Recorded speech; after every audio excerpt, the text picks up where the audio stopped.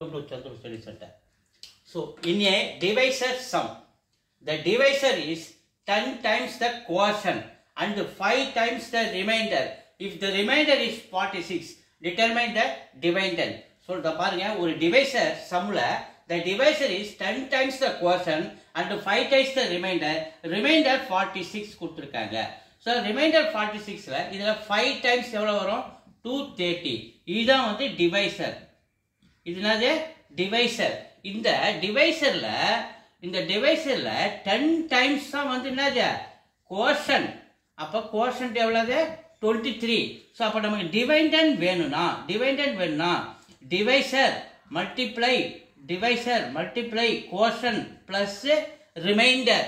So divisor 230 into quotient 23 plus remainder 46. 230 and 23 multiply பண்ணுவோம். 230 and 23 multiply பண்ணுவோம். 9 6 6 4. So 9 12 2 மீதி வந்து 529 0 சேர்த்து 5290 5000 டிவைடட் வேணா 5290 பிளஸ் ஒரு 46 கூட்டுங்க 6 13 மீதி 1 3 5 5336 என்னது டிவைடட். ஸோ எங்க இருக்கு? ஏ இருக்கு. ஏ இஸ் ஆன்சர். தேங்க்யூ.